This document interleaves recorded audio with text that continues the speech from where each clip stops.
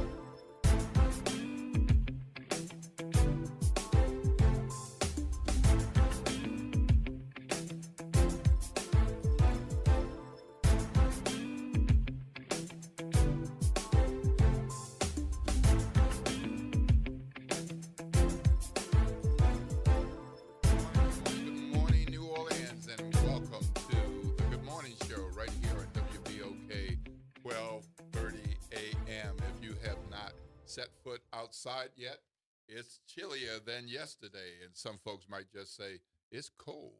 It's cold. I'm Will Sutton, and right here with me, he's back. Oliver Thomas, OT, is in the house. In the house with Dr. Will Sutton, Chief Compass. If you're out there working, man, hey, man, have a great day, man. Good to sit in for you again. Glad I could be here. Will, what's up, Will? Happy. Oh. I heard you yesterday. You heard, like my auntie would say, you heard it, me? I heard it, you, and them some, and so we're gonna talk about some of that. This talk show. What we doing? Talk show? We're gonna talk. We're gonna talk. So I know I'm gonna forget this, like I did a couple of days ago. I got lost track because I was so excited about and angry about some stuff. So let me go ahead and tell the people just a little bit about the show. We got Jesse George, who is the policy director with the Alliance for Affordable Energy. He is going to be talking with us about blackouts in the city, and most recently using the Mid-City blackout as one of the things that the city should focus on, has to focus on. And so that I'm looking forward to that conversation.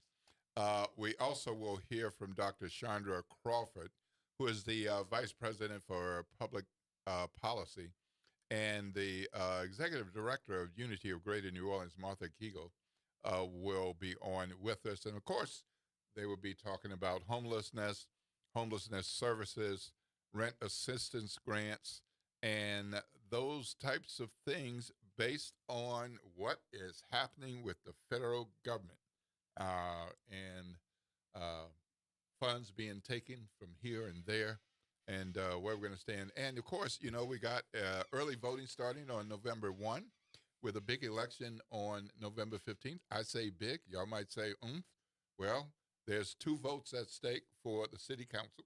You got the special council. Well, And there's got the special the clerk's council race, which means everybody. Everyone. And then 3 ballot measures. Yeah. And then you got the special council meeting this morning. Yep. To officially ask a beg for the money for the bond commission. Yeah. Then you got the bond commission meeting.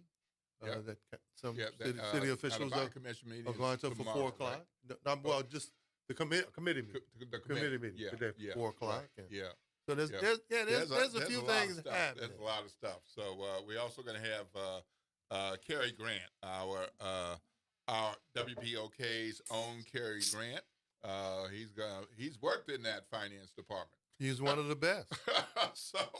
so he is unencumbered now that he's retired, and so he can tell you what it looks like and what it should look like and all of that. But man, yesterday, Louisiana Governor Jeff Landry said, "To hell with New Orleans." Said hell with New Orleans. He said to hell with the LSU's board of trustees and the athletic department, and they're, they're controlling interest in the football program. The governor, man, the governor say, "I'm the governor." Yep. Yeah, I mean, it's Wasn't that long ago, I heard the incumbent president say, when you're the president of the United States, you can do anything, which is not true. which is not true. Which that's how he's operating. And that's how the governor operates. That's my point. That's my point. Yeah, but So, why is anyone surprised? But those efforts are also not new. And I tell people all the time, there's a difference between legislative, administrative, and judicial branches. There are those three different functions of government. Absolutely. People want legislators. It's like people want the city council to perform administrative duties. That's not their function. Right. The city council, city council has no power in terms of operational and administering what the charter says the administration is supposed to do. You can appropriate the budget. That's fine. You can amend the budget when necessary. You can get involved in land use zoning and regulatory issues, but it's not the job. And you have checks and balances so that you don't have kings and queens, and the American democracy is set up for that.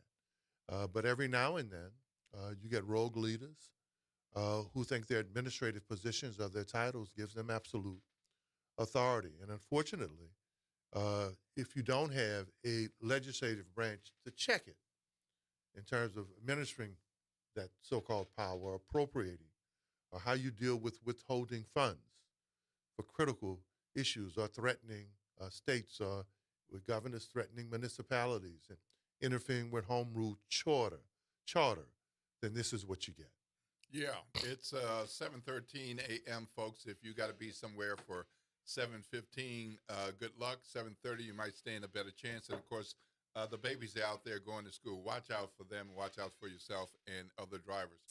But for those who are not sure what we're talking about, the governor of the state said he doesn't want the bond commission to approve the city's request for $125 million. Now, he didn't do like Mr. Love and say, let him have it. Yeah. He said, hell no. Right. And if they want it, they better come begging. And they even threatened fiscal oversight or fiscal control. Yeah, he made that right clear from the start. And let's look at it. I just think that's posturing. Mm-hmm. I don't know. I would, and I'm not naive. I'm realistic. I think that's a form of posturing to get the kind of control you want. Yeah. To see if city officials will buckle, or beg, or grovel. Yep. Bend the knee, mm-hmm. and maybe some will. Mm-hmm. For me, the state can't function without a healthy, strong New Orleans. Right.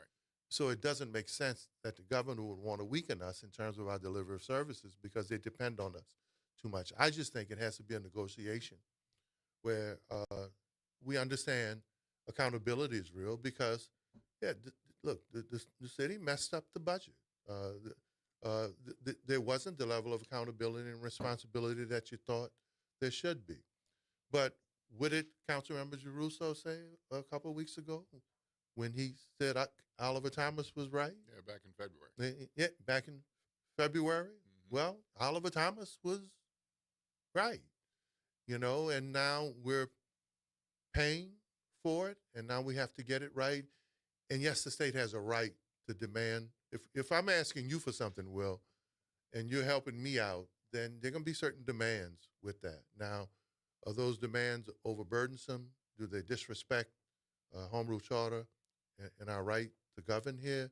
Then that has to be determined through negotiation.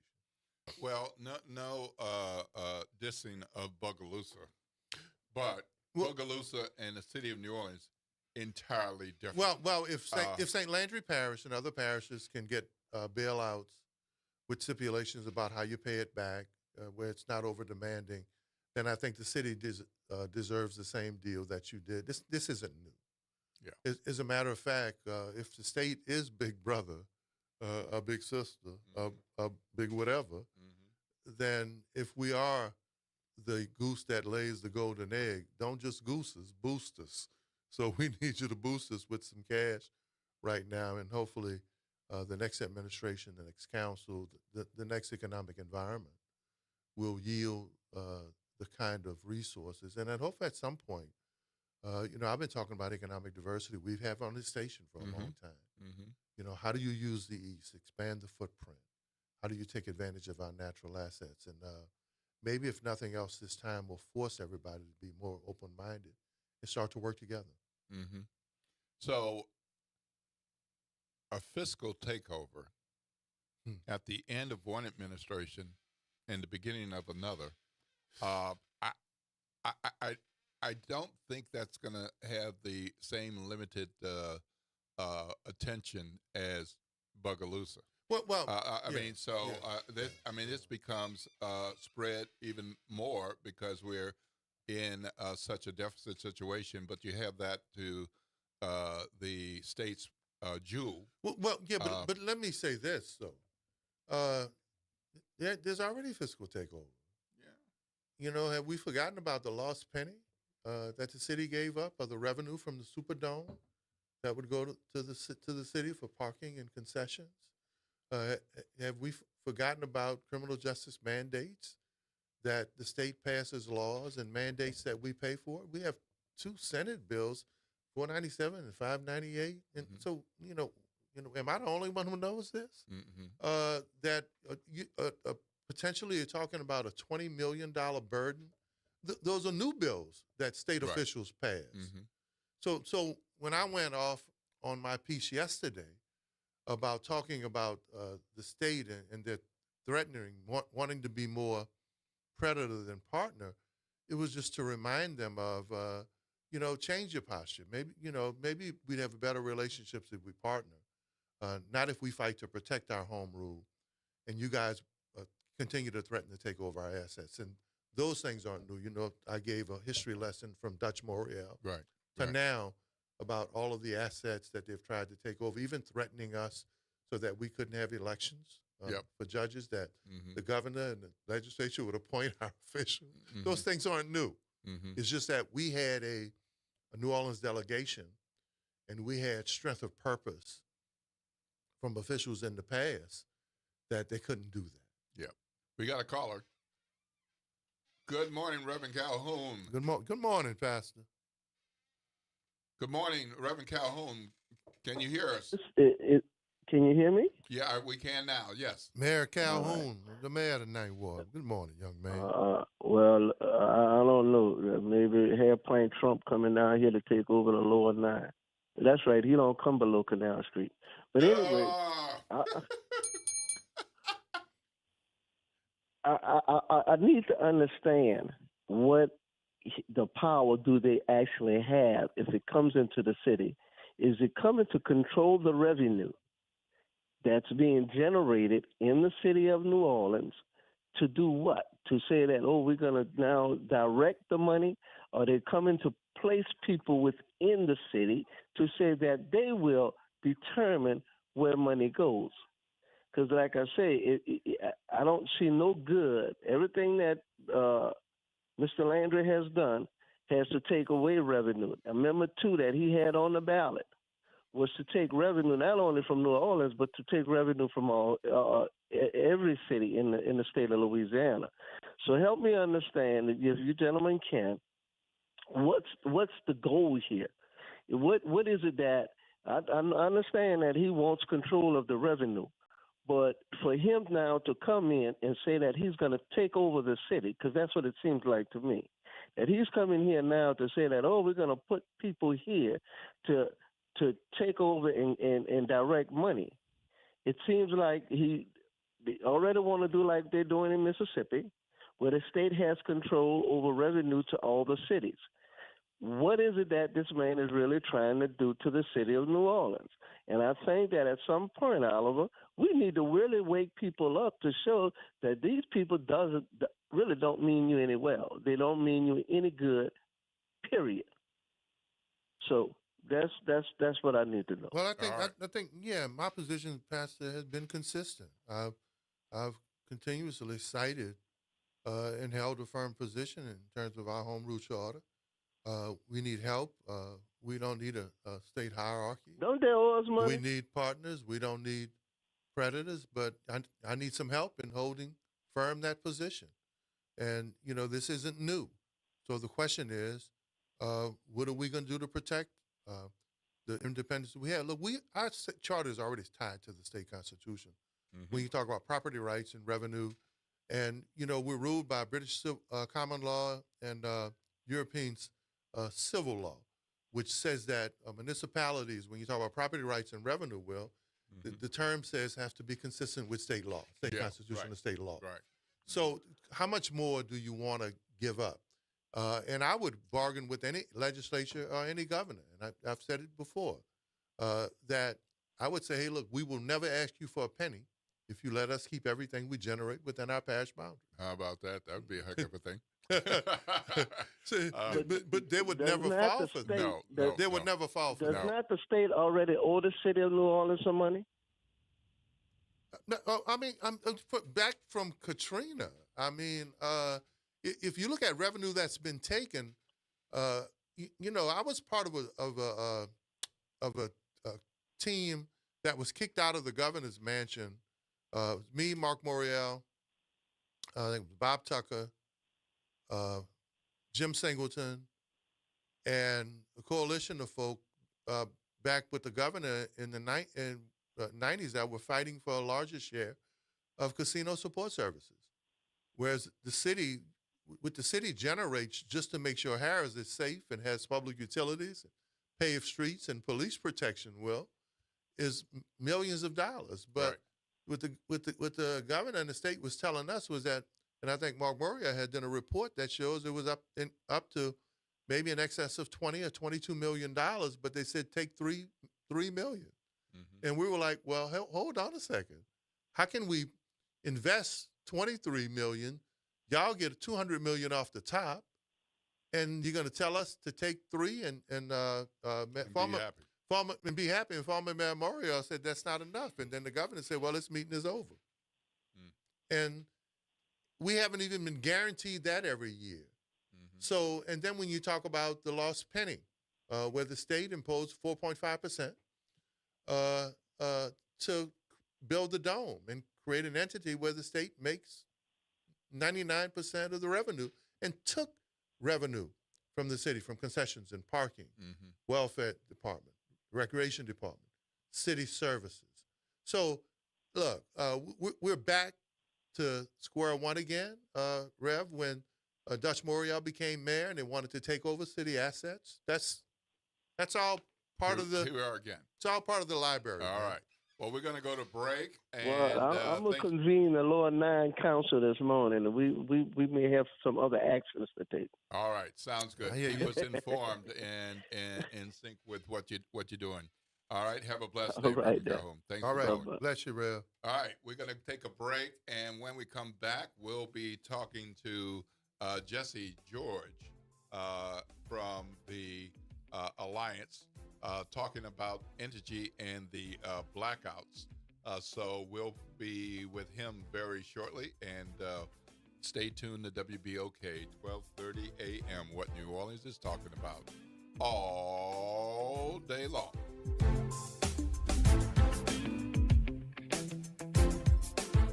Good Wednesday morning to you. I'm Daryl Forges with WDSU News, and here's your headlines. A man is in the hospital after being shot in New Orleans East. This happened along Crowder Boulevard near the Crescent City Apartments around 8:40 last night. New Orleans police say a 42-year-old man was shot, but is expected to recover from his injuries. Working to learn more about what led up to the shooting and any information about a suspect. We've learned Nord's Fit NOLA program will stop immediately as the city tries to deal with its cash crisis. Nord says it's pausing the program to allow them to evaluate options and budget allocations for next year, and says it does not have a timeline for future sessions. The New Orleans Police Department is asking for more money, which the council appears ready to approve. The NOPD is asking the council to budget $166 million for next year. This comes as the department is dealing with the lack of officers, relying heavily on overtime spending. Last year, the city spent more than $46 million in overtime, but was only budgeted for $45,000. This is part of the reason the city went well into the red. And many communities, including New Orleans, are already stepping up to help Jamaica recover from the Hurricane Melissa. Officials from NOLA Reggae Fest hosted a Jamaica benefit dinner last night, with 100% of the funds raised going towards recovery efforts. If you would like to help, Bywater Bakery is also hosting a fundraiser this week, with 10% of their earnings going towards recovery efforts. I'm Daryl Forges, and that's your headlines for WBOK, and have a great day.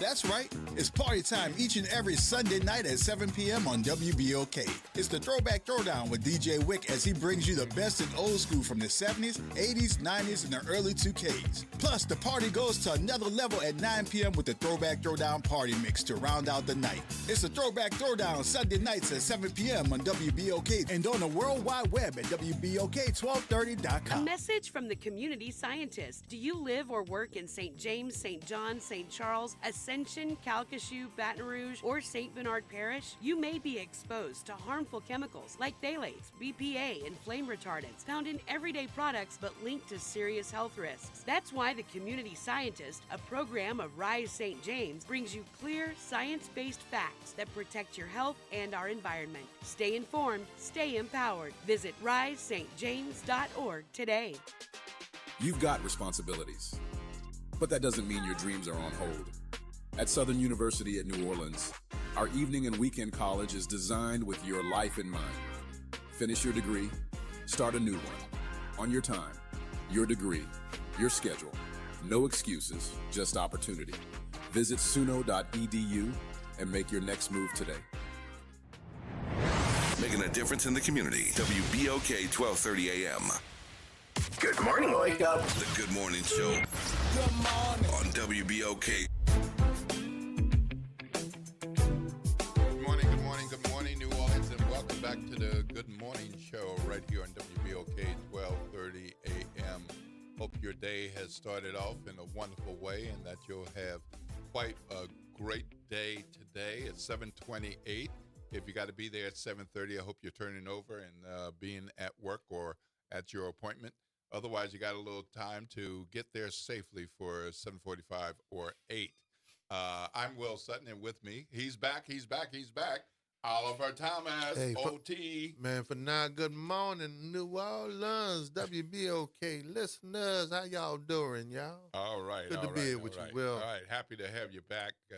It's wonderful to have someone with all your knowledge. It's just in your head. Don't have to pull out the phone and give us a little update and a history lesson. Yeah, how you like that, man? But been that way for a long time with you, and it's real good to have you here. So now we're going to jump into a conversation with Jesse George, who is the policy director with the Alliance for Affordable Energy. So we're going to talk about the recent blackouts and what we should know and what he thinks we should do. And so let's welcome Jesse George to the show. Good morning, Mr. George. Good morning. Thanks for having me on. Thank you. How are you today? I'm doing well. How are you? Fabulous. Oliver Thomas and I are here today, and so we're happy to engage with you. I know that the Alliance has been hard at work on a number of energy issues, and that you always come with a set of points of view. And where we're starting, I believe, is the recent blackouts that have concerned you and a number of other people. So why don't you give us a little of your insight on the back-to-back blackouts recently? Sure. So I think, anyone who lives in New Orleans is pretty familiar with the recurring outages that we have, even on fair weather days. I believe we even had some outages this past Sunday in Mid-City. Yep. So this is an issue that's been ongoing for years. The council actually opened an investigation into Entergy's reliability issues way back in 2017. And in 2023, just a couple of years ago, they passed some reliability standards for Entergy that with the goal of improving Entergy's reliability and reducing the number of these outages. The problem is that there's a major loophole in those reliability standards that needs to be closed, and that could be used to strengthen those standards to help reduce the number of outages even further. So what is the loophole? The loophole is that major event days, outages caused by major storms or extreme heat or cold, are not calculated in Entergy's reliability standards. So they have, a major time frame that's totally taken out of the calculation in terms of their reliability. So when we have multi-day outages or, prolonged outages caused by storms, those outages are not used to calculate Entergy's reliability. So that loophole alone would do a lot to increase reliability by making those standards more stringent. Yeah, it says the result of a natural disaster, which means that you cannot hold them accountable for that. I mean, the problem for too many years has been the system, the grid. Even in an environment where our environment is conducive to certain types of natural disasters, the upgrades to the system haven't, and there's nothing that's foolproof, but Energy has continued to profit without investing in reliability. And I live in Lake Willow in New Orleans East, and there was a time a couple of years ago, so it's like every other week, we would have an outage. But then there was also the benefit of we were part of a separate system that was connected to a little power plant there. That there were times when we would have energy, and other places wouldn't. So there's the grid needs to be hardened and improved. There's no consistency of deliverable of how efficient when services will be delivered. And then we had to think about the squirrel on the lines that shut down the whole system downtown. So, this is a decades-old issue that hasn't seemed to have been solved, but in many cases it gets worse. Or communities that didn't experience these rolling blackouts now seem to experience them. So, Jesse, the loophole that you're talking about, how does that close it? How does that compare to other energy companies? They doing the same, or do they have that closed?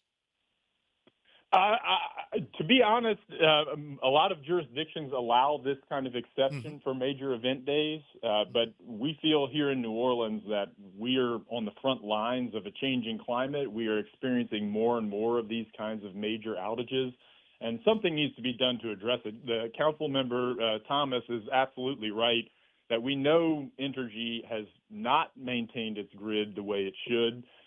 We know this because of their own admissions to their shareholders. They have frequently bragged to their shareholders about not spending maintenance money that they're collecting from ratepayers on maintenance, but rather using that money to pay out dividends to their shareholders. So this is a problem that has been going on for a long time and needs to be addressed. There are also a number of things that can be done, on the customer side of the meter to address these reliability issues. And we're waiting on the council actually to make some decisions in a couple of dockets that would help to alleviate some of these issues. Namely, there's a docket open currently to help provide upfront incentives for homeowners to install battery storage systems on their homes. This would allow them to power important devices in their homes when the grid fails. The money for this would come from settlement funds that Entergy paid to the council last year as a result of the council settling some litigation against Entergy. So it would not have a ratepayer impact, and it would do a lot to help keep the lights on when the grid fails. Jesse, I would have thought that, and I wasn't on the council then, but when they got the permission to build that $330 or $40 million power regeneration plant, that which we know now after the Hurricane Ida didn't even work, but they were allowed a certain percentage to sell energy on the open market and make money. why didn't the council, or why didn't in coalition with Alliance and you guys, that profit that they were allowed to make to go back into doing the things that you're talking about now? Why didn't that happen with the previous council, especially when they got the approval to take ratepayers' money to invest in making money for them with this plant, but that didn't deal with reliability? Yeah, that's a great question, and one that really lies in the hands of the council. I mean, when the council made that decision to approve that plant, they certainly could have added stipulations onto that approval to that effect. They chose not to do that at the time, and as you rightly pointed out, we saw the effects of that after Hurricane Ida, when that plant that was promised to be able to, quote unquote, black start in the event of an outage, sat dark for several days and did not do what it was promised to do. So Jesse, what I'd like you guys to talk about, and first of all, from Gary Gresh to now, the Alliance has been a critical piece when you talk about accountability, and just for the record of people out there, Energy that didn't support me at all. Right. They supported my opponents. Yeah. Energy didn't support me when I ran for city council. I don't know that members of the Alliance did either, but Energy was real clear that they didn't want to support me on the council or as mayor. So there was something about Oliver Thomas that they weren't comfortable with. So to talk about, what do we do now, and how do we get to citizens? Because especially this issue with Mid-City and the reliability issue, given climate uncertainty, and if we cannot fix this piece, it's going to affect population stabilization, growth, investments, and all of the alike. What's the strategy now, Jesse, to get this piece done? Well, I think it has to be twofold. I think first it starts with holding Entergy accountable, and that includes strengthening those reliability standards, as I mentioned before. Mm-hmm. But it also includes, like I said, customer side solutions. So right. The solution can't just be to give Entergy, hundreds of millions of ratepayer dollars to fix a problem that they have created over decades of negligence. Right. So there has to be solutions for the customer on the customer side of the meter, including things like battery storage, this incentive program that I just mentioned, yes. The Energy Smart program, our citywide energy efficiency program, which helps to reduce demand and therefore cost for homeowners, and also helps to increase reliability by reducing demand on the grid. We're actually in the situation right now where we're awaiting the council's approval of the next 3 years of that programming. And this is absolutely a critical piece of maintaining a stable grid by reducing demand. We know that the cheapest, most cost-effective way to meet energy demand is through energy efficiency. Yeah, back in the day, Gary Gresh and the Alliance, and I've forgotten the name of the young lady who was real critical too, along with Gary Gresh, they had negotiated a very aggressive energy efficiency program, from weatherization to stabilization. It put several 100,000, if not millions over years, into going out to looking at our old housing stock and how you help people. It'll be 4 years I'm back on the council in January when we leave, but in the 4 years I've been there, and as the host here in the Good Morning Show, and even the engineering firm I work for, I didn't see that level of robust program dealing with that the last 10 years. Why? Yeah, I mean, we know from, Entergy's own reporting that only about 8% of the program benefits of Energy Smart go to the households that need it the Correct. most, the low-income households Okay, in the let's city. pause. Let's pause. Yeah, hold that thought, Jesse. Give that percentage again. That's 8%. 8%. 8%. Only. Not 80. No, only. 8%. No, only 8% goes to the lowest income households in the city, which we know have the highest energy burden. Some of these households pay upwards of 28% of their household income just toward their utility bills. Bingo. So these services are absolutely critical for these households and are not reaching them. So we have proposed a number of measures that could help remedy this. First of all, setting a firm target for low-income households for this program at 15%, so that Entergy absolutely has to meet that number every year. Another tactic that we suggested is setting a landlord target, because we know that one of the big barriers to people receiving these energy efficiency services is the fact that we have so many renters in the city who might not have the authority to make these kinds of improvements in their homes. So targeting landlords and getting them to participate in these programs, which can help reduce costs for tenants and therefore increasing housing stability, could be a major benefit. We've also, encouraged Entergy to, and the council has actually directed them to begin doing this, to really go out into the neighborhoods and start, basically going door to door offering these services to people. This kind of, really selective, targeted approach to providing these services is something that has not been done in the city, and something that could really, benefit a lot of people. Okay.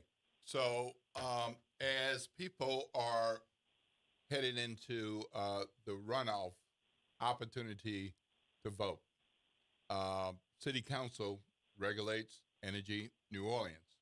I think a lot of the excitement among voters kind of went away with the results of the October 11th, but there's still 2 council votes at stake with A and E.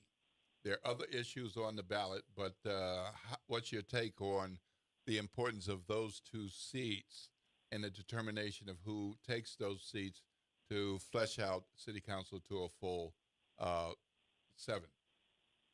Well, what I'll say is that, despite the makeup of the council's utility committee, whoever, ends up serving on that committee, all of the council members are regulators of Entergy. So all of their voices and all of their votes matter in terms of these issues. And I would say, Councilman Thomas can certainly attest that, District E is one of the areas of the city that has some of the highest energy burdens, has some of the most frequent outages. The person that's elected to represent that, segment of the city is going to have a big job to do in terms of helping to move forward these programs that, can help alleviate these issues. And there's major irony there, Jesse, because when you look at the public utilities of the infrastructure in New Orleans East, it's actually the more recent stuff. So you would think that you would have more reliability in the parts of the city that were planned out hundreds of years later, right? And their attention to detail with reliability, sustainability, and how they deal with our natural topography, it's obvious in the fact that the newest infrastructure is in many cases the most unreliable infrastructure. Yes, it's very ironic. There are, a lot of issues in New Orleans East, like lack of tree cover and things like that help contribute to high energy bills, and things that, could be addressed by the city to help, alleviate these issues. All right, so back to the blackouts. It doesn't seem like we're getting fewer of them. Don't speak too soon, oh Lord. We'll knock on wood. Yeah, depending on where you live, you can kind of put it down on your calendar and see that something similar is going to happen the next month, or at least a year from then, and kind of look at October over October and September over September, and see that these blackouts are happening on a very regular basis. So what can individual citizens do? I think that this program, and that's the importance of what Jesse is talking about, and Jesse, thank you for this, that the citizens can work with the regulators to actually take control. There's nothing that's stopping them from having personal control of their own properties or their own businesses to make sure that the burden for blackouts are eased here.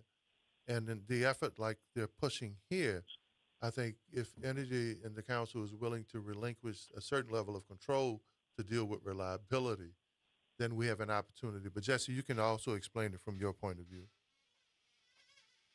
Yeah, I think that's absolutely right. I mean, I think it's important for citizens to understand the extraordinary authority that the council has as regulator of Entergy New Orleans. We're the only city council in the country that has the authority to regulate an investor-owned utility. So that provides us with enormous opportunity. I heard a little bit of the show before I joined, and I know y'all were talking about sort of a potential state takeover of city government. Yeah. The fact that we have this regulatory authority under our home rule charter is a major benefit to the city that allows us to get policies passed that we would not necessarily be able to get passed at the state level, like a renewable and clean portfolio standard. So it's absolutely critical that, citizens remember this authority that we have here and, be in dialogue with their council members and, voice their opinions about this to let them know that these issues are important to them and that we know that there are solutions. Yeah. And the issues you guys are dealing with affordable bills, rate stabilization, reliability, capping, especially when they're allowed to make profit on plants and their investments that don't benefit us. You have to. I think we're in a time right now of climate uncertainty and system uncertainty, and for people who live here, it's economic uncertainty. So how does a utility company work with the regulators to do just what Jesse has outlined? And these mid-city blackouts are just an example of how right now it is and how urgent it is. So, Jesse, what do you see as some of the key issues? Obviously, we're talking about issues of great concern, and this is a part of what you and others there do on a day-to-day basis. But, citizens, ratepayers tend not to think about this as much until they get a bill and until their power goes off. And then they hope that it's out for 5 minutes and not 5 hours or 5 days. So these are ongoing issues for you, but obviously the city council, the new city council, will have a number of energy-related issues, not the least of which is the regulation of Delta Utilities, because that's a new business operation for the gas part of what is used and featured in New Orleans. But it too is regulated by city council. Yes, that's correct. We at the Alliance had opposed the sale of Entergy's gas system to Delta. We felt that was a step in the wrong direction in creating a new utility whose sole business is selling fossil fuels. Ultimately, the council did approve that sale. And Entergy, Delta began operating as the gas utility in July of this year. Yeah. Since that time, we have already begun receiving a flood of calls of customer service complaints from people who are being erroneously billed, people being billed for meter reading fees, despite the fact that they have smart meters that don't require somebody to come read the meter. People being sent multiple bills back to back with different amounts. And increase in costs. Yes. As we warned at the time, that the council was making this decision, just on a very basic level, this has created a brand new, sort of behemoth for people to have to contend with, in disputing bills and things like that. And the Alliance was right on that piece. There's sometimes you want a do-over, or in life when people say, would you do anything differently? Too many people say no, but they're lying. Of course, there are a lot of things you would do differently. This was something that I think the council, I know, because we thought it helped with reliability. Energy seemed to be having a problem handling their electricity grid. But in many cases, if we had to revisit that, I think the Alliance and those partners we should have had, especially those people advocating for the citizens, they were more right about that piece than the regulators were. Yeah. All right, we're going to have to go to break. And Jesse, we really thank you for joining us this morning, spending some time to help our WBOK family How can listeners people call to get more better information? understand what is going on and potentially is going to be going on. How can people reach out to you and your colleagues at the Alliance? You can follow the Alliance for Affordable Energy on social media. We're on all the major social media platforms at all4, as in the numeral 4 energy. All4energy.org is our website. So we send out lots of action alerts and information for people when there are decisions being made about important utility issues. So just follow us, and we'll keep you informed. And thank you so much for having me on this morning. Absolutely. Jesse, before you go, speaking on behalf of my young senior friends who say I don't do any of that, is there a phone number that any of them can call? Yes. Our phone number, let me pull it up because I don't have it. I know. I mean, but I'm telling you, just a couple of days ago, www.call. who's younger than me. Right. Who said, no, I don't do any of that. I need a phone number. www.call. That number is 504-208-9761. Blessings. Right.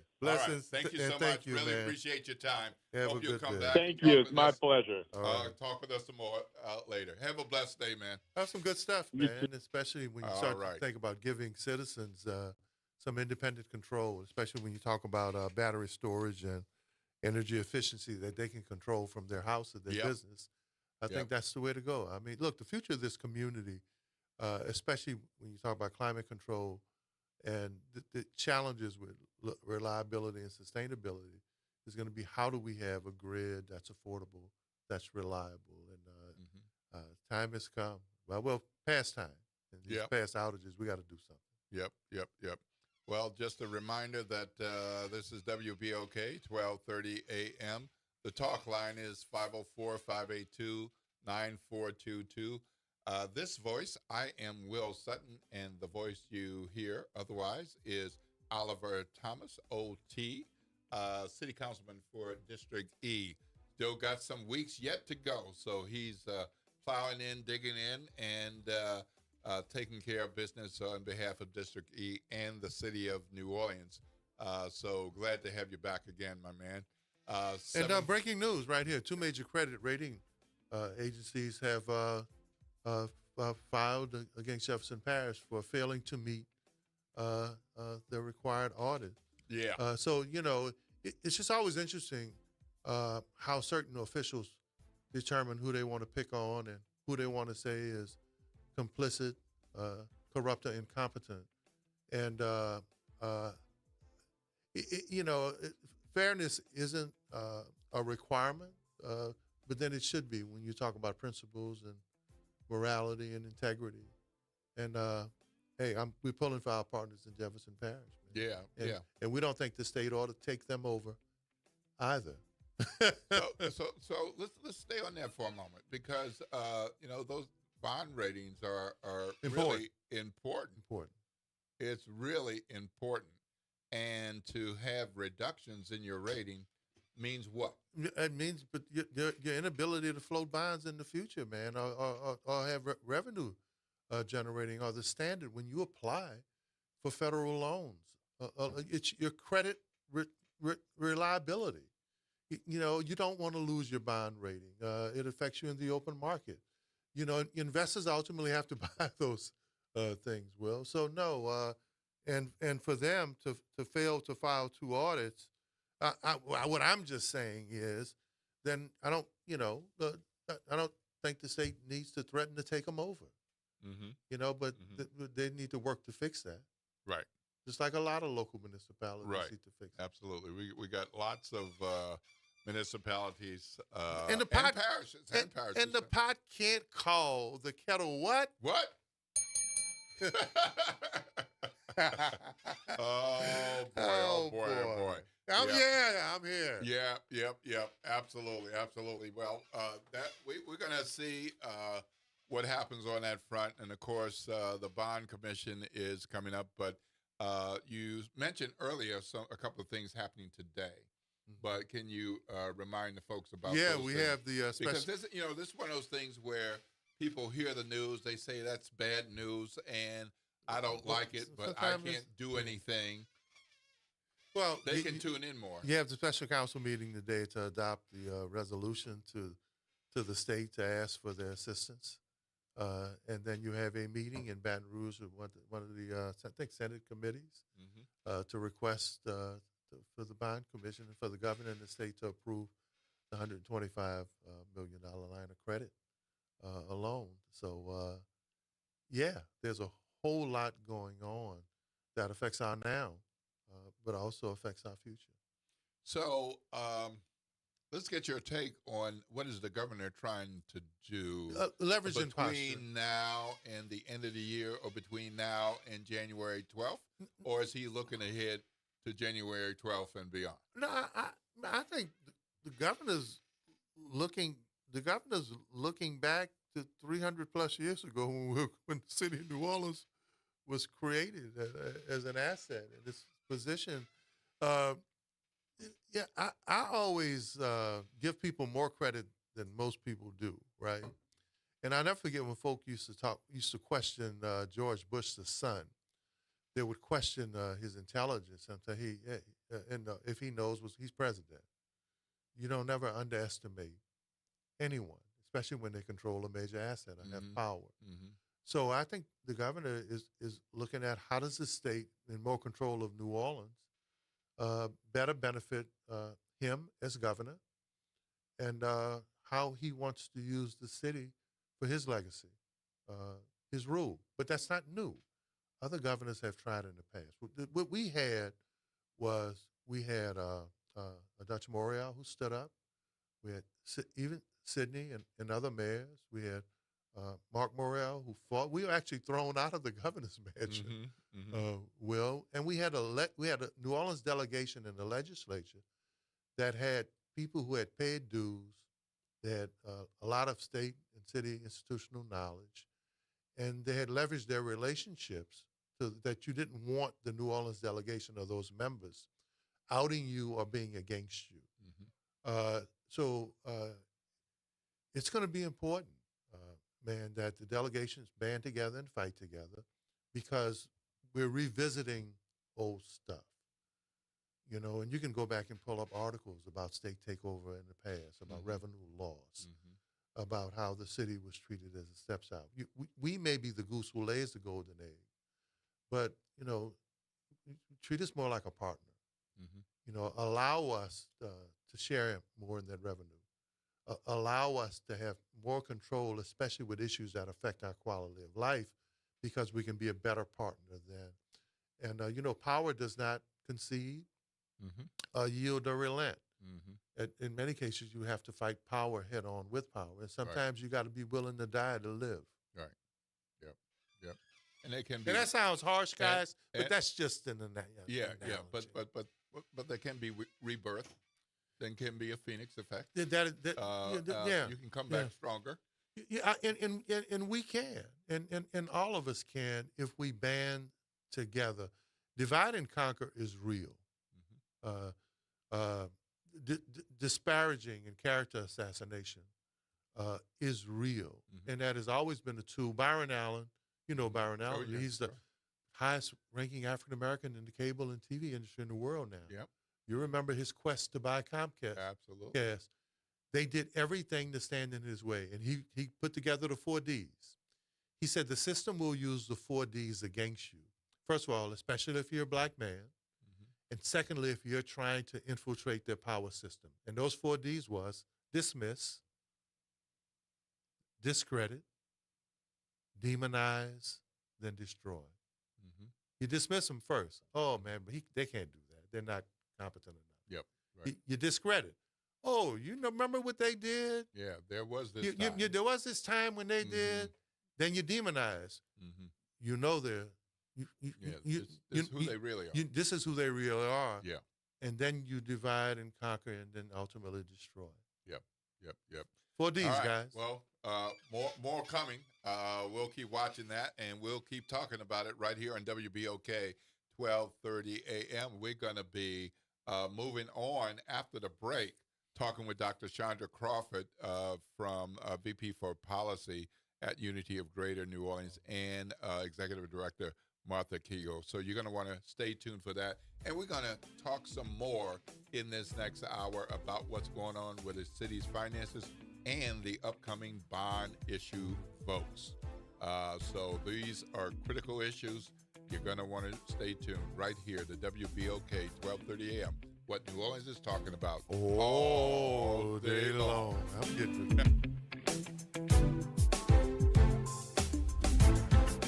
This is your news update for WBOK from WDSU.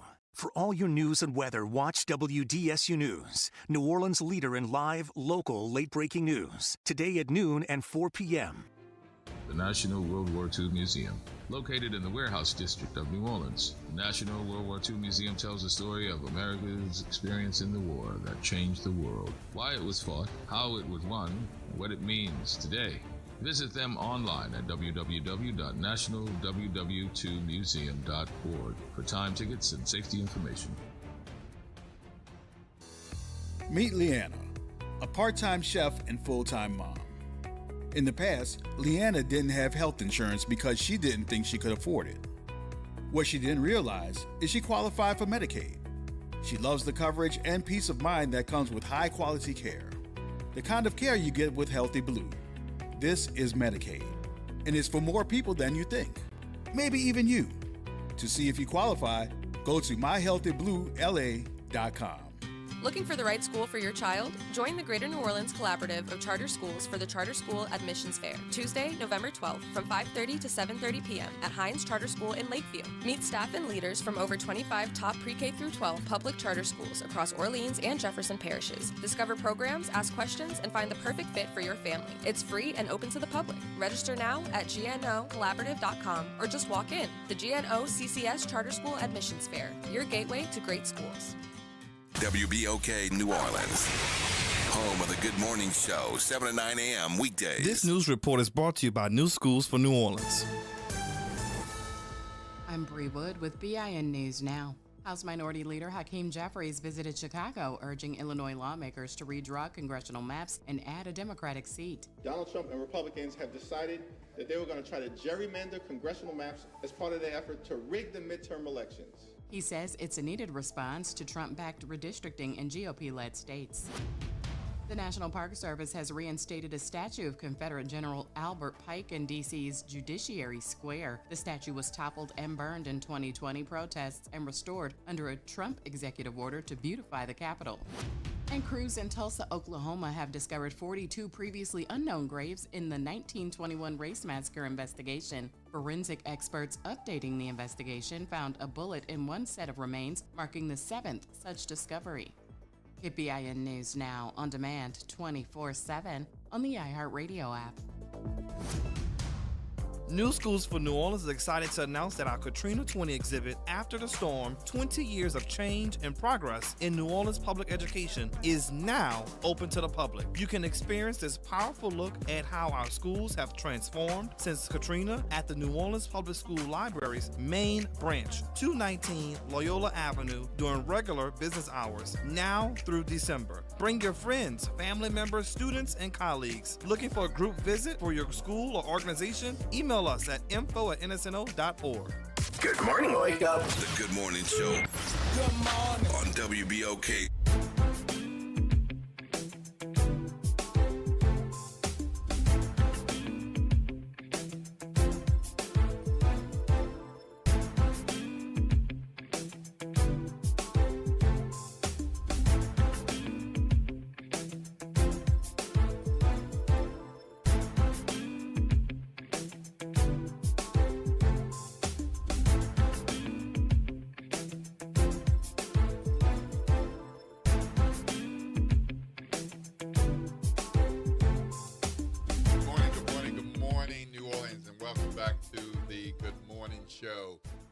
Sutton, and with me is Oliver Thomas. Good morning time. Yep. So time to get up if you haven't gotten up already, unless you got one of those really cushy retirement jobs where you get up when the heck you want to. Right. So Yeah. you can do that, but as long as you working and have to work like I do, then you got to get up and get going. Got to get And up, then- man. and Well, then- W and WBOK is for woke. Yes, right. All right. Well, we're going to jump into a conversation about homelessness and homelessness services, rent assistance grants, and the things that are happening with the federal government as these cuts continue. We're going to have a conversation with Dr. Chandra Crawford, who is on the line. So let's have her join us. Dr. Crawford, good morning. Good morning. How are you? Good morning. Can you hear me? Absolutely. Good You morning. are with Will Sutton and Alva Thomas. Good morning, Don. Great. What a privilege and honor to be on here. And look, I'm glad you started off with wake up, because that's what we're going to talk about. All Waking up. Because there's some things that's coming down the line that we all got to be concerned with. And so that's why I really wanted to come on today to let the public know. Because look, we're going to have to lock arms. We got some advocacy. We got to do among the things, right? Because there's a lot of things happening on the on the federal level that we've got to lock arms, and this is a big one. So let me know if you want me to start talking. You want to ask questions. How do you want this to flow? We want to dive in. Tell us your take on Set the table, Don. on what is going on with the federal funding of homelessness services and grants and all, and the impact in New Orleans. Yeah, so I'm going to make this real simple, because some of this can kind of be, policy wonky talk. But here's the deal. So, I'm with Unity of Greater New Orleans, and of course, we're the collaborative. And so we do all the planning and the administration, for the homeless services and the grants, right? All the good things. So we get largely, like, the homeless services and all the things are largely funded by HUD, right? And there's this 2-year application. There's an application. We call that the COC NOFO. That's wonky. But just know there's an application to get the dough, to get the money. So how we house people, how we pay rent, that all comes from that application. That application is hard to do. It's tedious because as a collaborative, you got the providers, they have to apply, and then Unity and committee, and this is all COCs across the nation, all the collaboratives across the nation that deal with homelessness. So this isn't specific to New Orleans, but it's a process, and then you have to rank projects. And then once you do all of that, then you apply, you submit your application to HUD for the money to fund all of the services. And that takes a while to do. So because that's so tedious, and this crisis itself is so tedious to try to house people, because it is a crisis. So the government basically recognized, they said, you know what, this 1-year application and doing this every year, pulling all these committees, ranking all these projects, pulling in providers, and then submitting it to HUD, and then HUD has to review, and then taking months to reward. We gonna make this application every 2 years, which is great, right? Because it just takes so much. It takes so much time from providers. And what do they really have to focus on? Getting people off these streets. So we're good. Okay, cool. Well, guess what? There was this little election that y'all know about in November, right? And so here we are, year 1, everything's going, And then in July, there's a letter that goes to all the agencies, the COCs across the country, and says, yeah, I know you were going to do a 2-year application. Well, now you're going to do 1, and we're going to be releasing the application soon. So is anybody prepared to do that application? No, because we were doing the 2-year application. Now, I want you to keep in mind, this was authorized by the government. Congress approved this. And HUD said, okay, well, new administration said, nope, And I'm going to tell you why right quick. So you say, well, why do they want to change up? Because, you know, when the HUD released the application, you know, they put their priorities in there. So things like equity, things like permanent supportive housing. Well, this administration might have a different idea. So they want to switch up, apparently, right? And so the problem is, okay, that right there in July, because the application usually comes out in like July, beginning of August, and it's usually due October 30th. So that letter comes out July, vague letter. Let me highlight vague letter. That comes out in July. Okay, so everybody is like, wow, we've really got to scramble because we hadn't planned this because this was supposed to be a 2-year grant. Okay, where's the application? What's the date today? It's 10/29, so you might as well say it's November. Have we got the application yet? No, we haven't. And whoa, wait. Yes. Did you say, when is it due? Well, we don't know. We haven't gotten the application. We would need the application to know when it's due, what the priorities are. They just sent a vague letter in July. It was like, no, y'all gonna do another application. So we're not doing the 2 years. You were, but we're not. But they haven't given you the application. No, they have not.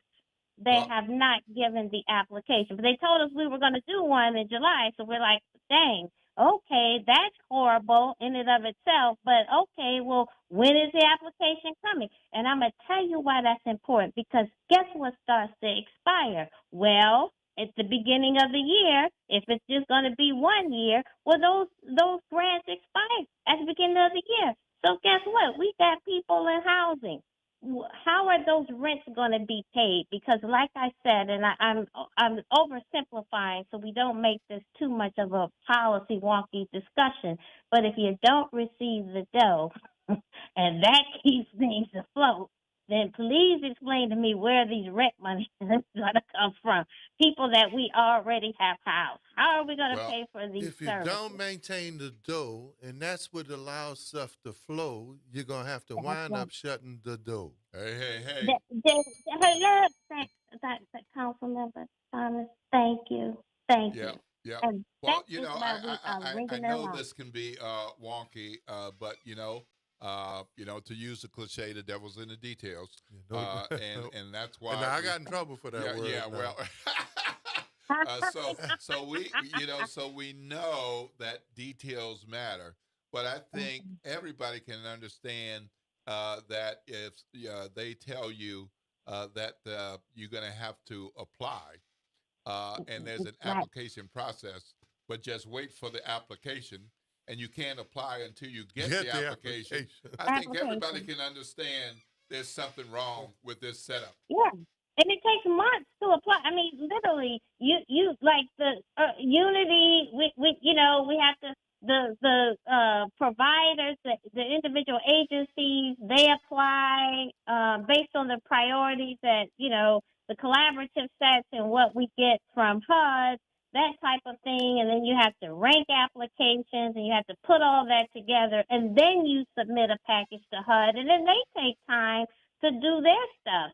So if things expire in January, when do you think, even with a new application, not even having the application, when do you think we get those funds?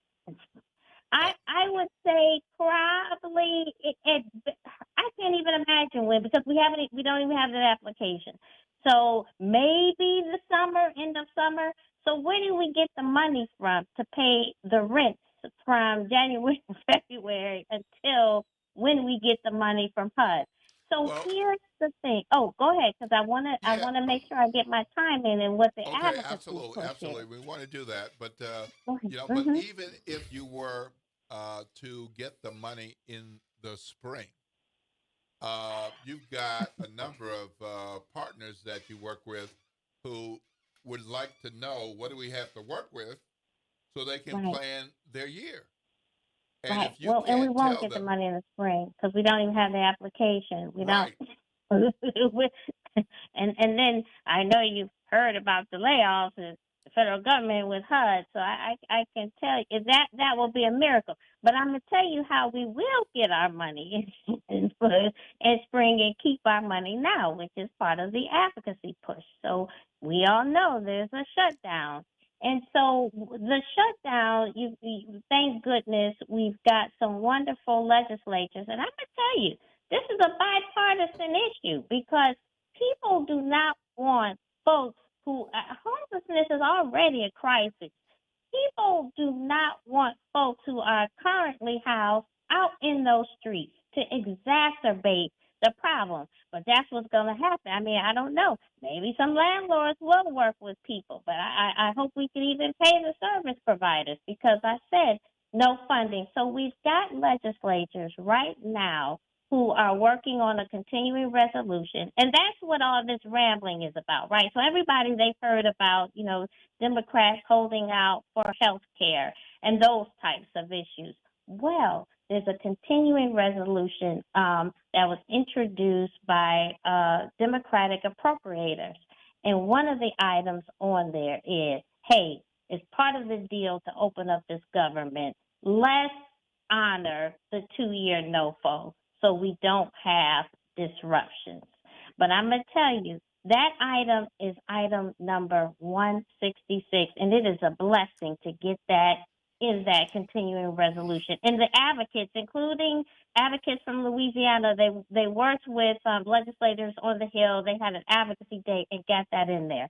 But here's the magic number. 166 is great, but guess what? There's 165 other important items on that continuing resolution.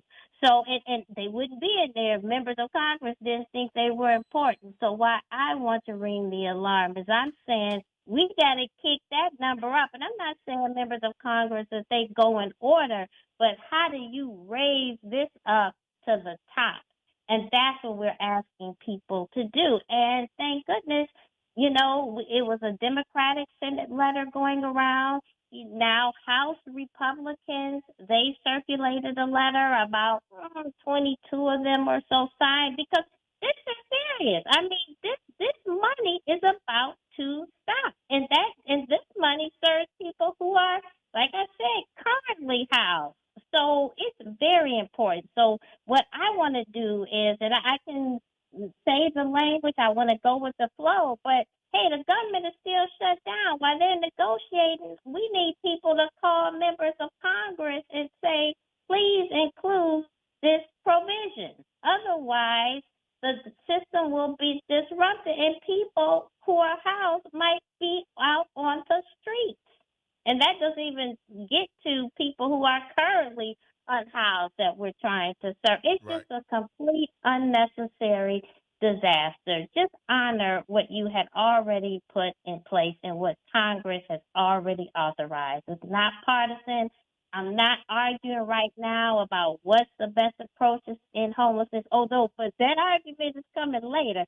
But because this application is so late and you haven't even issued it, there's no way there's not going to be major funding gaps.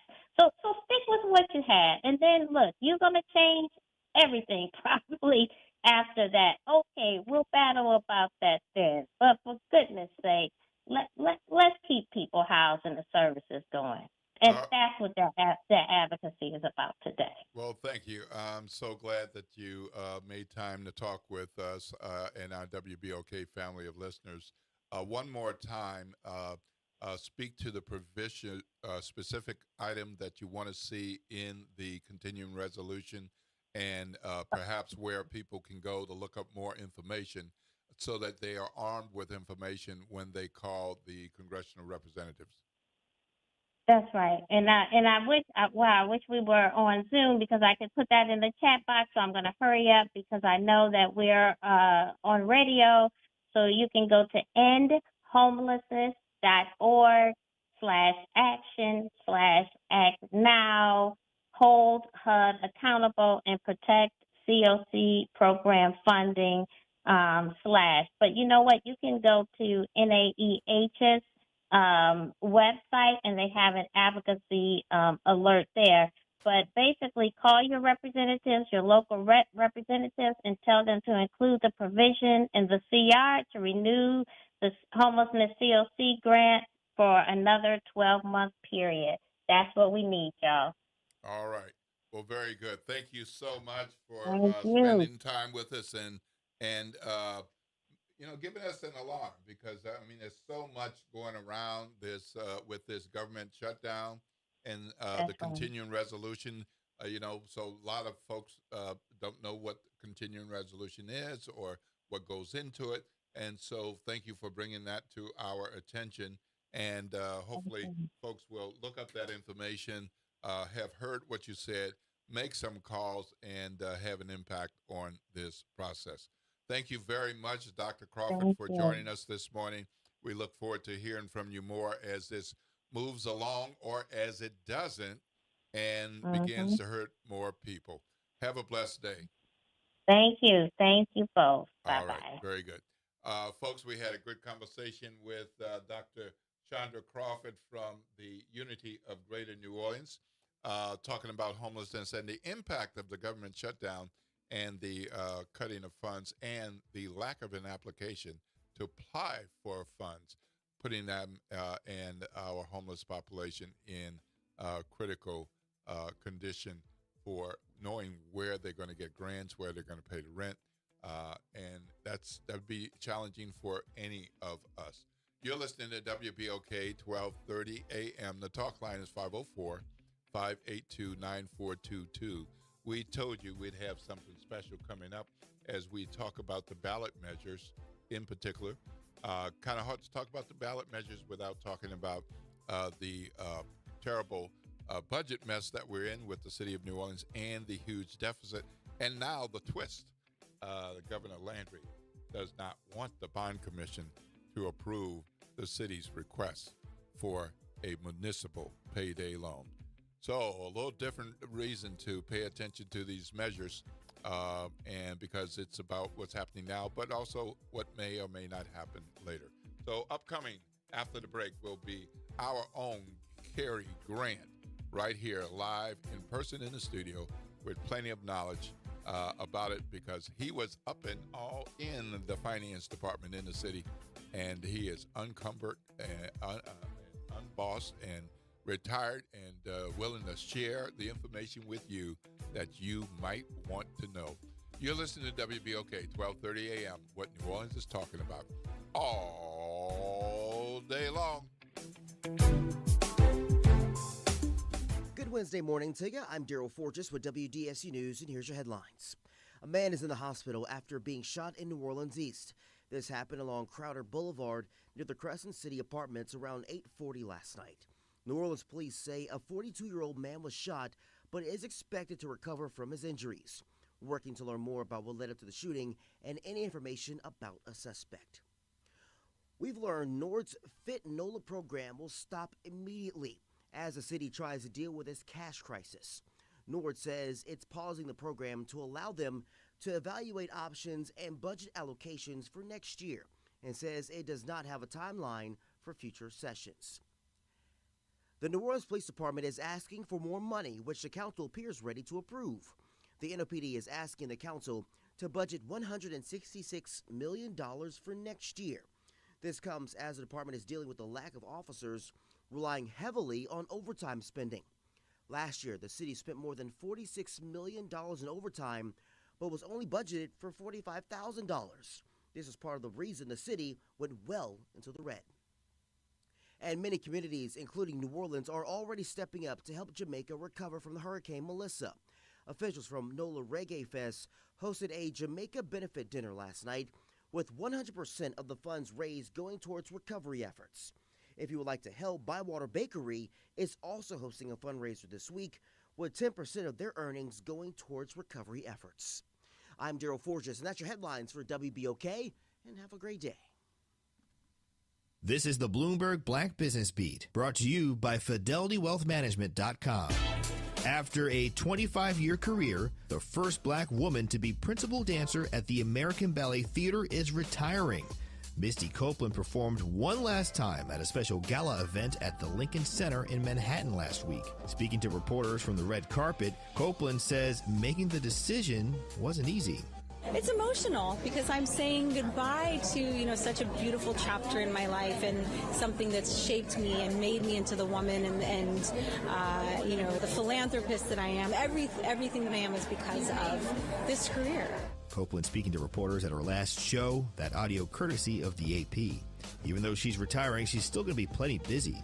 Copeland plans to continue projects that help boost diversity in the dance world, including an after-school program called Be Bold, which is designed for young children of color. I'm Bloomberg's Justin Milliner on the Black Business Beat. With Fidelity Wealth Management, a dedicated advisor gets to know you and your goals to build a comprehensive plan to help grow and protect your wealth.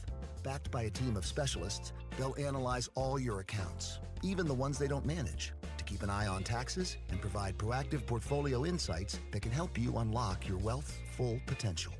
Learn more at fidelity.com/wealth. Investment minimums apply. Fidelity Brokerage Services, LLC. Member NYSE SIPC.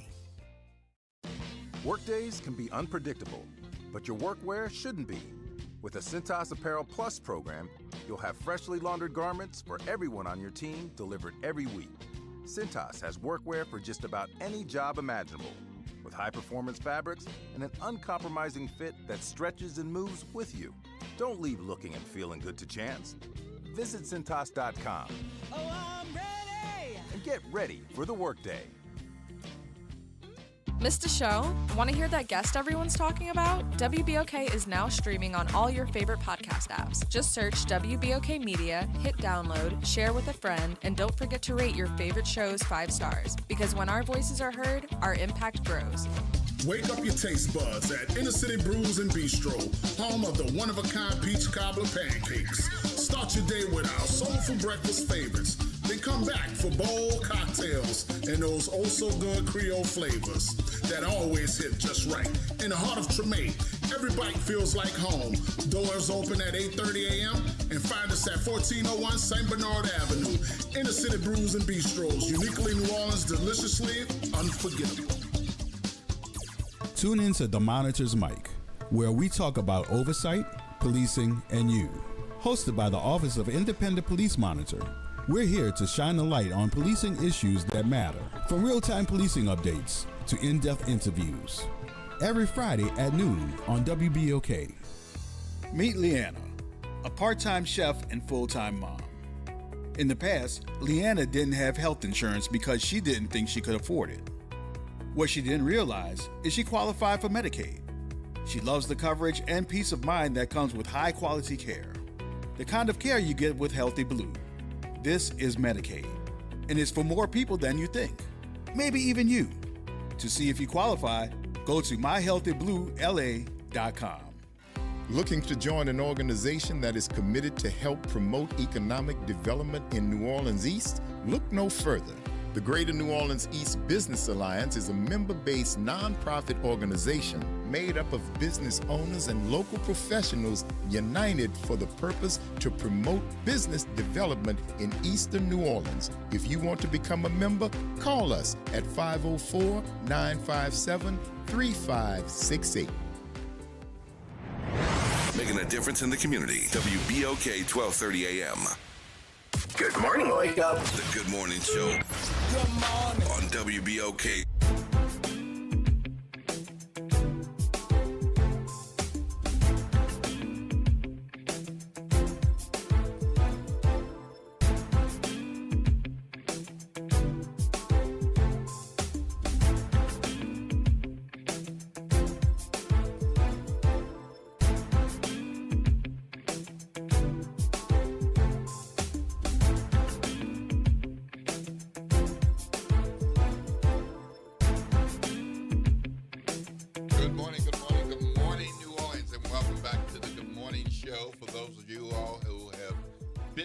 Since we went on the air, and welcome to the Good Morning Show for those of you who might be just waking up, turning right. over, and yes, maybe you don't even have your cup of coffee yet. Maybe we can be your cup of coffee to get you up and get you going. What does the W in WBOK stand for? I just told you, Will. Whoa. Wake up. You think W Wake mean, up. you think Will, Wake up. Will think W mean Will, no matter where it is. That's what he thinks. Okay, I'm with the program. Woke. All right, yeah. I don't mind saying woke.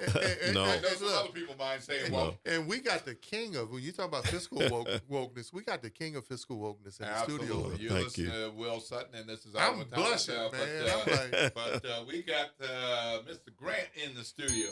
Yes, All right. we do. Well, first of all, there are a few names when you talk about city finances and fiscal responsibility. There's some names, Will, that I'm going to rattle off. Jim Singleton. Yeah. Old man Joe Giarrusso. Yes. Jerome Lamba. Yes. And Cary Grant. That's good company to be in. and for the public who's out there, man, when you talk about understanding the city, its budgeting, revenue forecasting, funding departments, this young man, people don't understand the loss, especially of the names and people have their expertise. So Cary Grant was a go-to for Jim and the notables that I just named. First of all, Cary, yes. Welcome to the Good Morning Show. Thank you for having me, and guys. I know you do Appreciate your own it. show with you and Yes. Marty. But what was it about, people marvel, once people got past Jim's stigma, the fact that he couldn't hear, Yeah. they would marvel about him in numbers. What was it about people like you and him, where budgeting and numbers because that's, for most of us, that's hard, it's foreign, or it's boring. Yeah, I think for him it was just the fact that And for you, no, I'm going to get to me, okay. but and first off, I want to say thank you guys for inviting me. You are two of the people who are truth tellers in this city, and we need that right now. We need a lot of truth telling, and we need a lot of looking right through it and saying what needs to be said. And I appreciate you both for doing this, and particularly you, Oliver, for being on the council and speaking your mind in your campaign where you talked about people and things that aren't talked about in this city that are being neglected. And I appreciate that. But on the Jim Singleton thing, Jim Singleton to me was an old math teacher, and that was all this was. It was math. I remember one time he had a whiteboard up there, and he just started writing. We complicated, but it was math. I love that. He was talking about the Sewage and Water Board fees that were coming up, and they wanted to pass one year and drag it out. And Jim got up and just kind of drew it on the board and said, "This is the number right here, and that's what we need to do." And he always was, he always said 1 + 1 = 2. It never equaled 3, so that's the way you need to do it. So I think he had a love for numbers, but he also had a love for the city and what the numbers did, which is what the budget is really all about, is what can you do for the city. So what drew you into that? Because we would sit there and marvel, you and Jerome and Jim and others. It was almost like it was a love affair you guys had with the math. Well, we had, for me, I had a love affair for the city. I found my home in budget. When I was a young analyst, I went to the CAO's office, and I never left for 30 years. And basically, I found a love for something that I really like to do. I like the fact that it's finite, Oliver. It's finite. It's like it's a number. It's 1 down to 30. You go through and you do everything. You look at what needs to be done. It had order to its structure, but it also was rewarding because we actually did things that mattered for the people. So we were here talking, Will, when we started this segment about things in the past that happened. Yeah. The budget deficits aren't new. No. You were part of finding ways to close them. Yes. Working with the legislative branch. As you watch this process now, especially given your expertise, and the fact that whenever you're dealing with money and numbers, the math's got to add up. 1 + 1 has to 3 - 2 has to equal 1. What frustrates you, and what do you see in terms of what's the evolution of the process from where it was when you started to watching this debacle now? Yeah, the thing that I will say is 1 + 1 can equal 2, but it has to include everything you need to have for 1 + 1 to equal 2. The biggest problem that I have is that you cannot, and the biggest problem in the budget deficit that was created is not bad revenue projections. They're bad. That's really a bad thing. But we've been off before on things. Things don't come in. The state takes your money from you. You know, there's things that happen Jerome over the years. Lamba. Yeah, there's things that happen over the years. So that's just a reality. But on the expenditure side, especially with things that you can predict, that you can know, like overtime expenditures and the like, to not put in any number for overtime in a city the size of New Orleans with the events that we have in New Orleans on a regular basis and create deficit spending with that number, taking out the vacancies in departments and not funding any level of overtime. I'll give you a perfect example. Everybody's focused on police, but in sanitation, cleanup after Mardi Gras, every year we have Mardi Gras every year. We know it's coming. It's a number that's known. It's a number that they're pretty accurate about calculating. There's nothing in the budget of 2025 for that. They had to overspend money to clean up for Mardi Gras. We knew we were going to clean up for Mardi Gras. So that number, that 300,000 wasn't there. There was only $57,000 in the entire budget of the city of New Orleans for overtime in the general fund. That is criminal. That is malfeasance in office.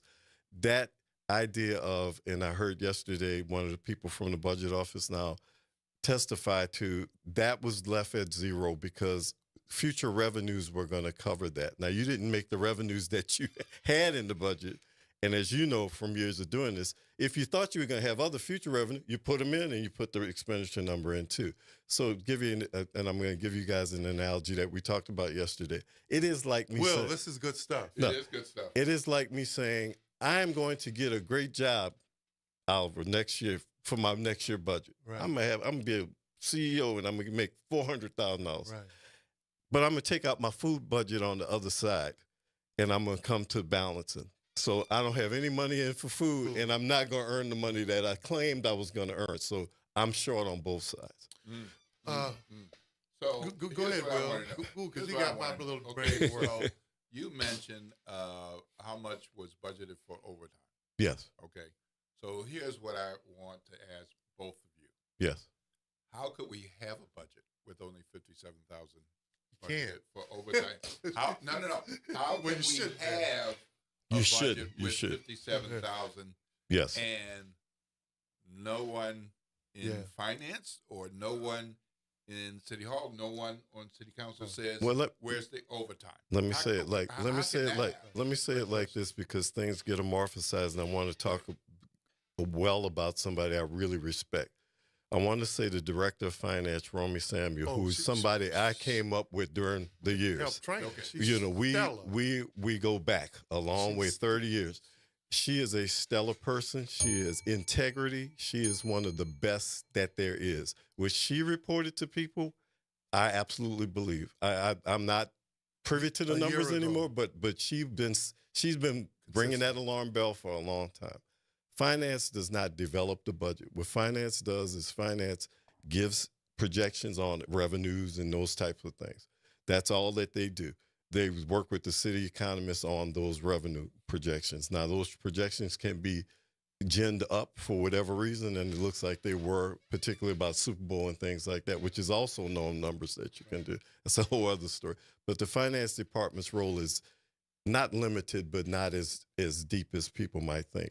It gets amorphized. The budget is developed in the CAO's office, in the budget office, in the budget section. I don't even think they have a budget office like I had, but it's developed there. It is driven by the CAO in those decisions. It is before the mayor, as Oliver knows, before the mayor even makes any forays into the budget process with, I want to propose these things, which is a process that we go through. We go through a process with the council. We went through, I don't know about now. We went through a council process where we would ask the council members, what are your concerns? What do you want to see? So they'd send us literally written things saying, I want to see this in these departments. So that's how the budget gets developed. The budget gets developed from that. Producing the budget and putting the budget in for passage to the council is simply a process of, you put the ordinances in, you put the numbers together, it's supposed to balance. And as I said, you can balance to any number, but it doesn't have all of the things in it that you need to balance to. What was sold, just one last thing. What was sold was that overtime issue was going to be dealt with down the road. And unfortunately, a lot of members of the council went along with that. Believed it. And that's what the real problem is with this. Budget forecasting is something that I learned from Carrie, Jim, Jerome, and former Chief Giruso. It's projections. Yeah. Everything is projected. Forecast. Yeah. The CAO is the caretaker. Yes. And the keeper. In the charter, the financial officer of the city. And the keeper. So if you trust the CAO, right, and Carrie right. was in the middle of a lot of battles between Jim and the CAO, and mayors and others, and working that piece out. You deal with the budget based on different quarters. Yeah. Third quarter, fourth quarter, and first quarter of the next year. Sure. And Kerry will tell you that he's worked on budgets where they trusted what they put together, understanding that revenue projections were going to take care of it coming in, but they had done the work to do that. That Yes. didn't happen. Yeah, and so those revenue projections are critical, especially with the revenue estimating committee. Is that right? The revenue estimate. And so the revenue estimate be off some. Yeah. But the idea on a regular basis is you update it, and you're not going to be off. You adjust. That's why you meet every quarter with your revenue estimating conference, because if you're up, good news, you say good news. If you have bad news and you have a need to lower, you lower on both sides, not just on the revenue. And not to give myself some credit, but you hear other council members basically giving me credit for saying in January, I asked those questions.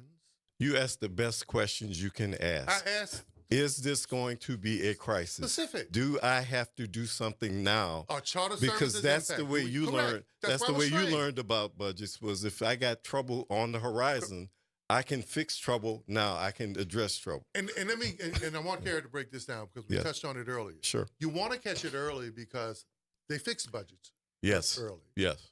Adjusted within the city government to go out and collect, add here, take here. And if we had dealt with it early, if there had been the level of transparency and coordination, we could have done what they did in the past. Correct. Yeah. Yeah. That's why you do reporting. We did monthly reporting to the budget committee. All those things have to happen. But also, Will and Oliver knows this particularly. I ran budget committees for years, gave them all the information that I had. Sometimes you said information in the background because you didn't want to alarm the public about something or whatever, but we let people know where we stood.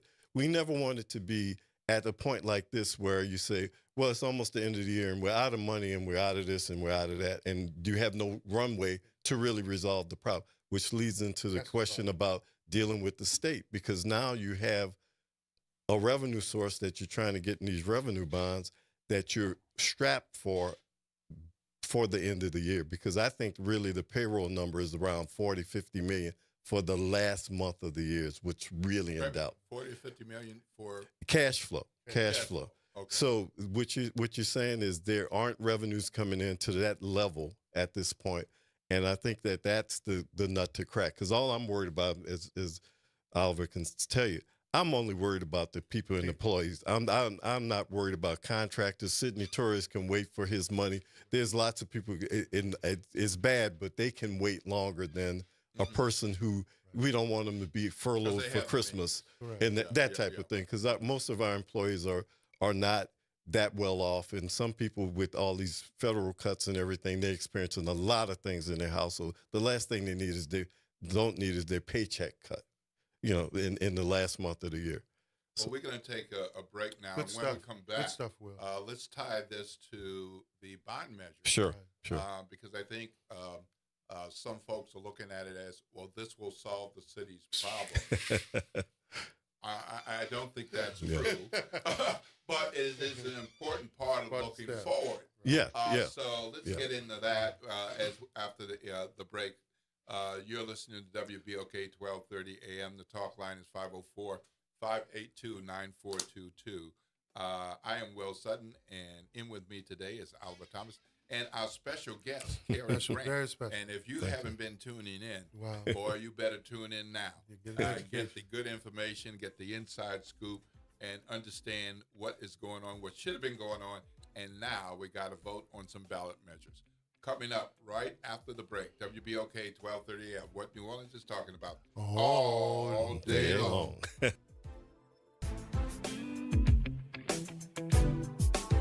This is your news update for WBOK from WDSU. For all your news and weather, watch WDSU News, New Orleans' leader in live, local, late-breaking news. Today at noon and 4 p.m. Get ready for a windy Wednesday. A wind advisory is in effect, 15 to 25 miles per hour with gusts up to 35. Cooler air is moving in behind the cold front that passed through. Highs today only make it to 64 to 68 degrees with sunny skies. Lows fall to the 40s on the North Shore and the 50s on the South Shore. Highs Thursday will also be in the mid to upper 60s. From the WDSU First Warning Weather Center, I'm Raven Rishaw. A message from the community scientist. Do you live or work in St. James, St. John, St. Charles, Ascension, Calcasieu, Baton Rouge, or St. Bernard Parish? You may be exposed to harmful chemicals like phthalates, BPA, and flame retardants found in everyday products but linked to serious health risks. That's why the community scientist, a program of Rise St. James, brings you clear, science-based facts that protect your health and our environment. Stay informed, stay empowered. Visit risestjames.org today. You've got responsibilities, but that doesn't mean your dreams are on hold. At Southern University at New Orleans, our evening and weekend college is designed with your life in mind. Finish your degree, start a new one, on your time, your degree, your schedule. No excuses, just opportunity. Visit suno.edu and make your next move today. NOLA Zydeco Fest is on Saturday, November 1st at Heritage Park in Slidell, featuring great artists like Rusty McTwire, Lil Nate, Wayne Singleton, Dwayne Dopsy, Cubby Carrier, and more. Go to NOLAZydecofest.com for 2-for-1 tickets, gumbo cook-off details, line dance lessons by Game Over Skip, and more. Zydeco Fest is all about family. Kids 12 and under get in free. See you at Heritage Park in Slidell on November 1st for NOLA Zydeco Fest. Come on down. Yeah, bring your bees. Flu cases are at critical levels. I'm Dr. Takesha Charles Davis, President and CEO of New Orleans East Hospital. It is so important that our community gets its flu vaccine. Millions of people are hospitalized every year with flu complications, and thousands of those cases result in death. Flu Ready NOLA urges you to protect yourself and your loved ones by getting your flu shot today. Visit a healthcare provider, pharmacy, or hospital to get your shot and be flu ready, The NOLA. New Orleans Jazz and Heritage Foundation is the nonprofit organization that owns the New Orleans Jazz and Heritage Festival presented by Shell. With the funds generated from Jazz Fest, the foundation invests in Louisiana companies through economic development, cultural enrichment, and free educational programs. To learn more about what the New Orleans Jazz and Heritage Foundation does, please visit www.jazzandheritage.org. Hey everybody, it's Kimber White Dupree. And it's Graylin Bryant Banks from the front porch. We're coming up next. Good morning, Wake Up. The Good Morning Show. Good morning. On WBOK.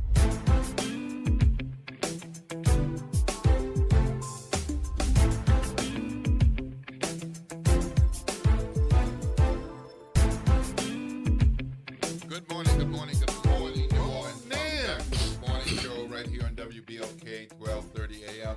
I am Will Sutton, and in with me today is Oliver Thomas, and we've got our special guest, Carrie Grant, talking about all things budget and deficit and bond measures, and it's a lot. It's a lot. It's a lot. It's It's a lot. So, Carrie, let's jump to the bond measures.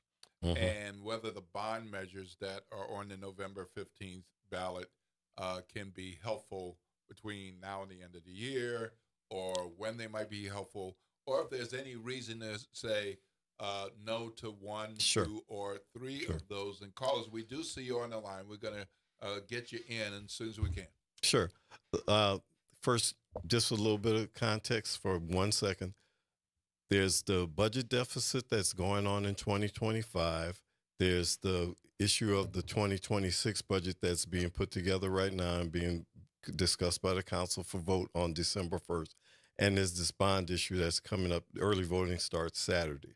The bond issue that we're talking about has nothing to do with any of those other pieces or Nothing. the State Bond Commission with the payday loan, as they're calling it, or whatever. Nothing to do with any of those things. The bond issue is the general obligation bonds of the city, which are run by the Board of Liquidation of Debt, which was set up 145 years ago by some people who are very wise. I've talked to many people over the years about financing and city bonds and stuff like that. We're one of the few cities that has a Board of Liquidation of Debt. Beverly Zervagon. Right.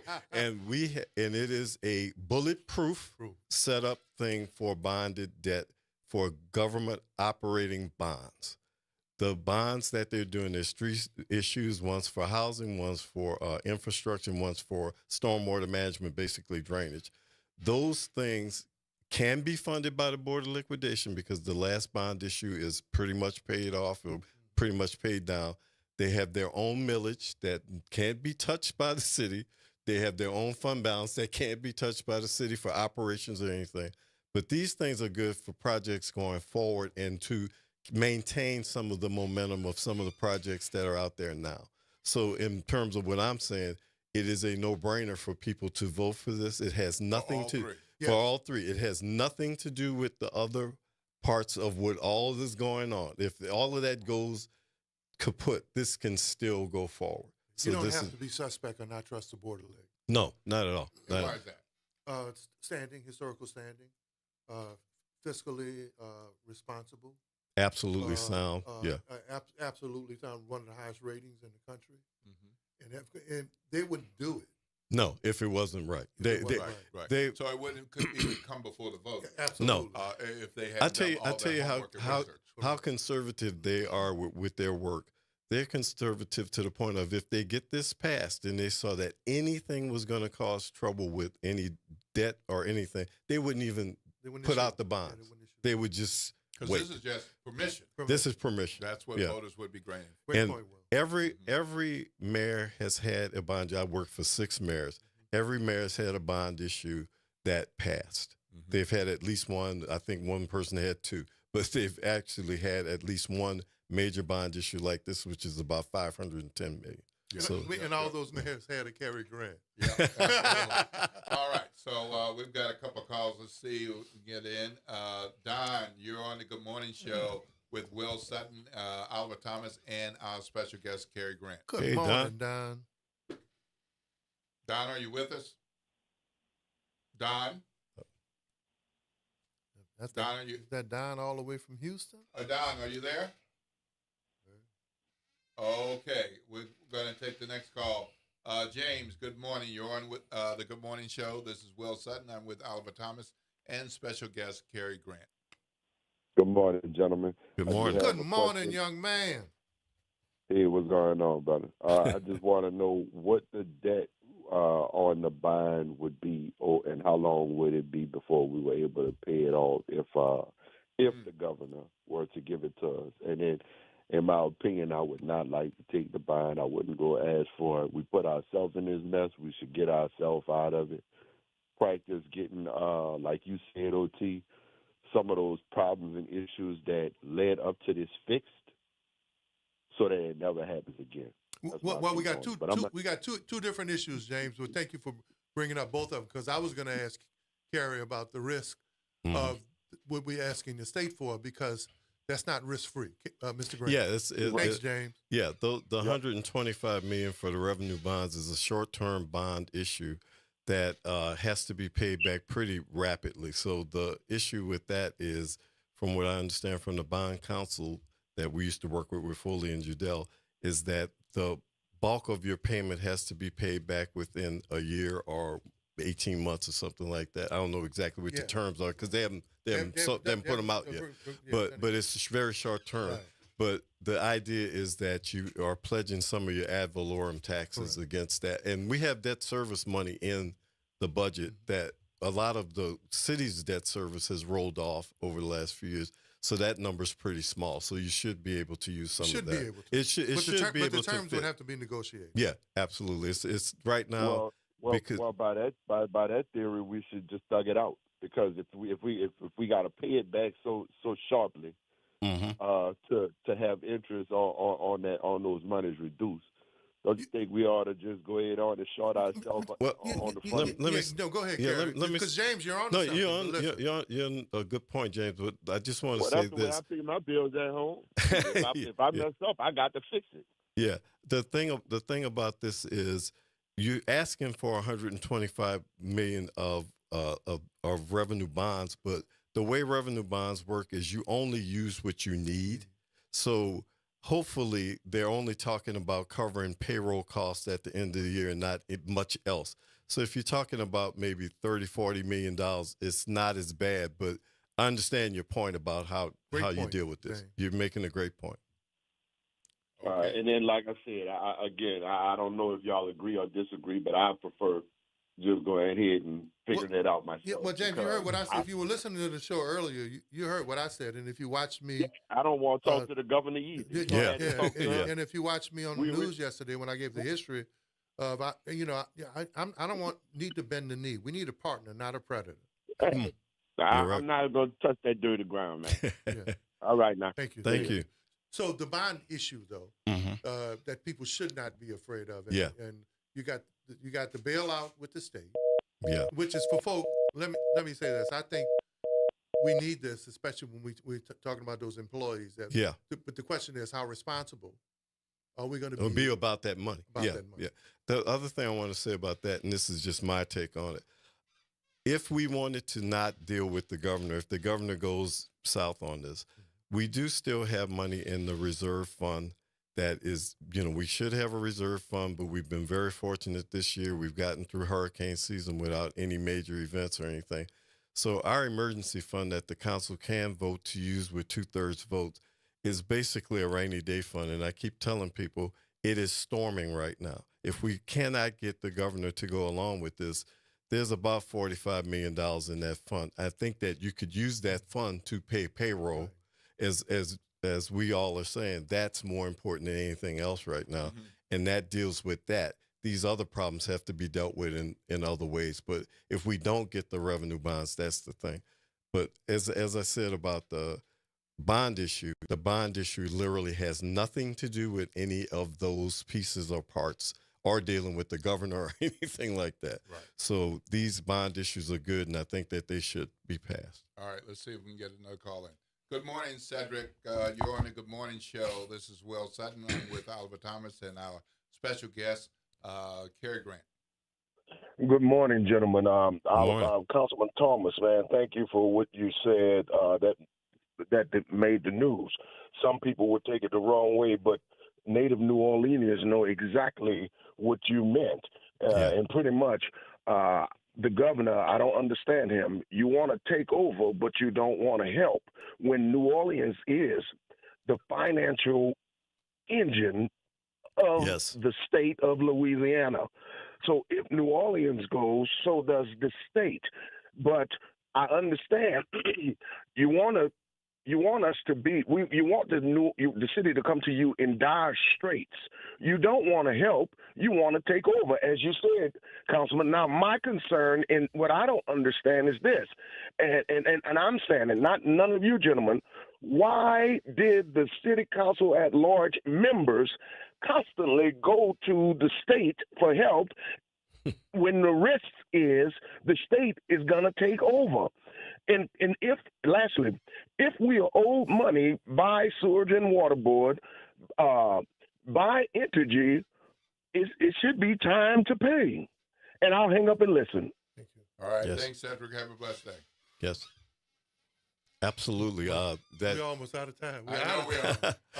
Absolutely. Bring us home with the solutions. Yeah. You talked about, there's so many examples. This isn't new. No. There's examples of what could have been done. You probably got to revisit this, but what can we do moving forward? Yeah, I think that some of those things, I would not want to put a financial burden on Sewage and Water Board that they couldn't handle, but they can give something to that. There's parking amnesty and that type of thing that's going on. Just make people pay.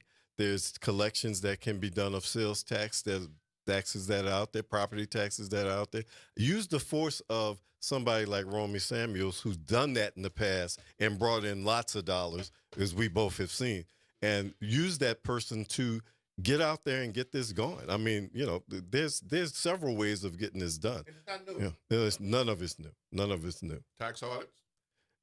Tax audits take time, but there's literally things that are low hanging fruit that could be gotten pretty quick. All right, very good. Yeah. All right. I'll come back anytime you guys All want. right, wonderful. Sounds good. Thank you so much, Cary Grant, for enlightening us and giving us some good historical context. Thank you, Oliver, for joining us today for some. I'm woke. But we're gonna have to get out of here for the front porch. You're listening to WBOK 12:30 a.m. What New Orleans is talking about all day.